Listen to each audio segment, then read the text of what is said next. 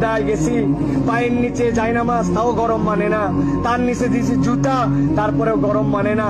কপালে যাওয়ার পরে মনে হলো ফুসা পড়ে গেল। উঠার পরে সবাই তো তাড়াহুড়া করতেছে, আর উনি বলতেছে, আরে আমার পায়ের নিচে জায়নামাজ, আমার পায়ের নিচে জুতা, তারপরে আমার পায়ে গরম লাগে।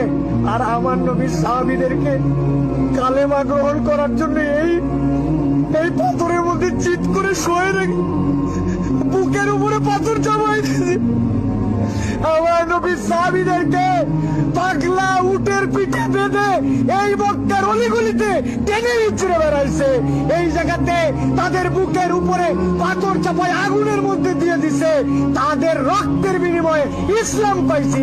আজকে আমি 2 রাকাত নামাজে পায়ের গোড়ালি গরম হয়ে যাচ্ছে জন্য কষ্ট হয়, এসিটা একটু কম ঠান্ডা মারে জন্য কষ্ট হয়, আমার মাথার উপরে যদি একটুখানি সুন্দর ছাতা না থাকে কষ্ট হয়।